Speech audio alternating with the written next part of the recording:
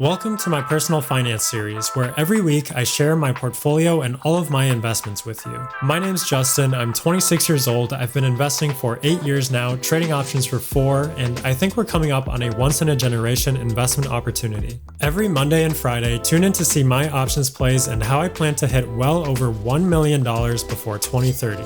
If you like this kind of content, hit that like button to help this channel out. Now let's get started with today's video. Welcome back. Today is Monday, May 13th. I hope you had a great weekend. This is episode 3 of the personal finance series, and today we're going to be talking about GameStop. So I remember last week I mentioned I had one GameStop call, and I didn't really explain why, and then I said that would be its own video.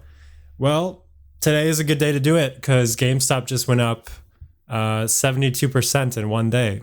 So real quick, I'll get this out of the way. This is this fear and greed index I talked about last time. We're at 50, so looks like just kind of average, nothing crazy.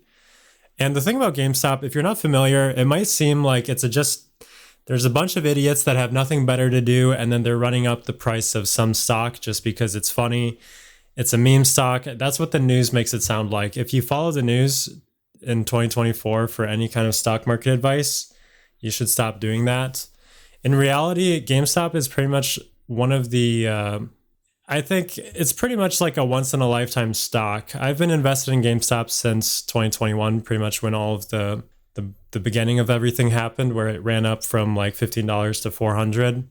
And the reason why it's a once in a lifetime stock is because people discovered that it was shorted well over the float, well over the number of shares that existed. And I'm not going to explain the whole thing. This has been done so many times. That's not the point of this series. But the idea is that they never close their shorts, even 3 years later. It's been 3 years. So I'm well versed in the misery of what's been going on. And now we have finally a good day in a long time. So the thing about GameStop, I'm not buying any options for GameStop right now other than this one, which sucks because I remember I did buy $5,000 worth of options a while ago. That didn't work out. So I only bought one this time for like $200, and now it's up 500%. So it is what it is. I'm not complaining, but it's just kind of like the timing is unfortunate. We have 2 minutes before market close, and Roaring Kitty, let's see, where's this guy?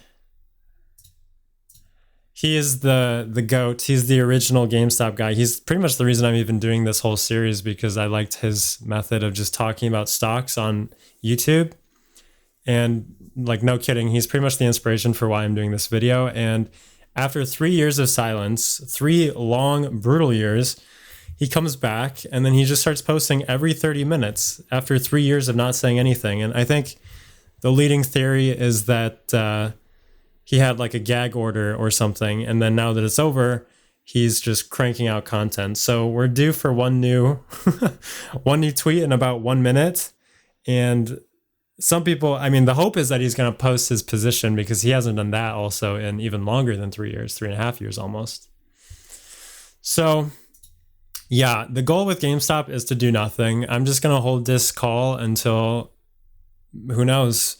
Same with the shares. I have shares in 3 other accounts that are just sitting there, and I'm not going to sell them until it's a number that doesn't make sense. So while we're waiting for Roaring Kitty to post, I just want to show this one more time. This is what I showed last week. This is the stock chart for Tesla. We're looking at like a falling wedge. The thing is, actually one last thing about GameStop too. When it comes to all stocks, the entire stock market, I've since learned, is in fact rigged. I have a video called The Dark Side of Investing. When I was starting off, I remember hearing people say that it was rigged and it's not like a fair market, or you can't make money from it, I guess. All right, here we are. Tom.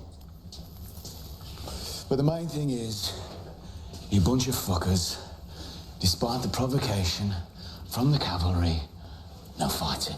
No fighting. No fucking fighting. No fighting. No fucking fighting! Good. I had more complicated strategies in mind. It's going to be a busy few weeks, brother. Yeah.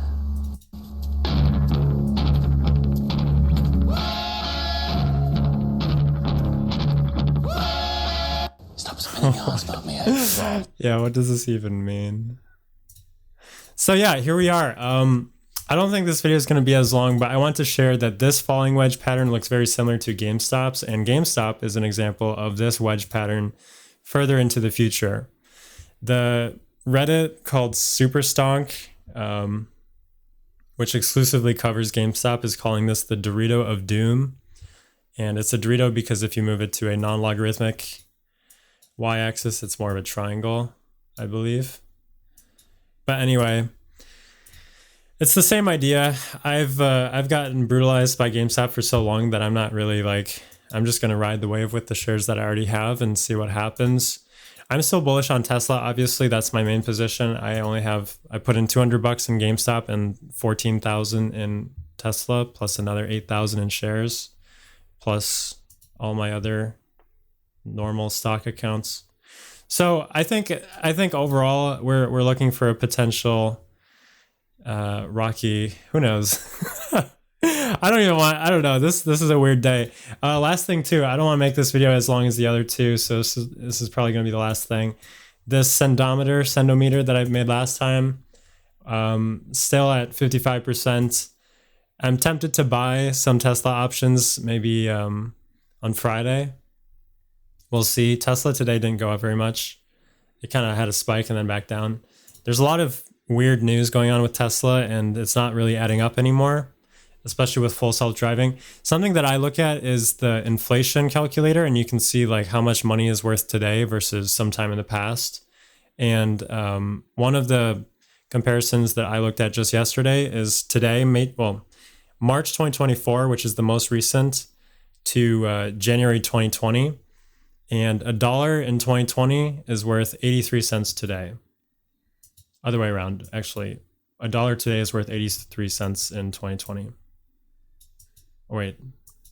My brain is fried today. Who knows? Whatever. It's one of those two things I said. And if you look at what the stock is right now, 171, that would look like we're roughly where we were in November 2020, but actually because of inflation, it would be even lower, right around here. It's all pseudoscience. It's, yeah. Okay, so that's today's update. Nothing crazy. Up 3,000 today. Actually, since last week, even when I posted last week, I didn't wait till the end of the day is what I'm trying to say, and I lost a lot since then. So I think overall I'm only up 5,000 now. But yeah, we'll see what happens with GameStop. It's an exciting moment. Feel free to subscribe to stay tuned for future video tutorials that I'll be releasing soon and to follow along with me on this journey. Follow me on YouTube, Instagram, and Twitter, or X, or visit lifewell.co for more information about investing. And as always, I'll see you next time.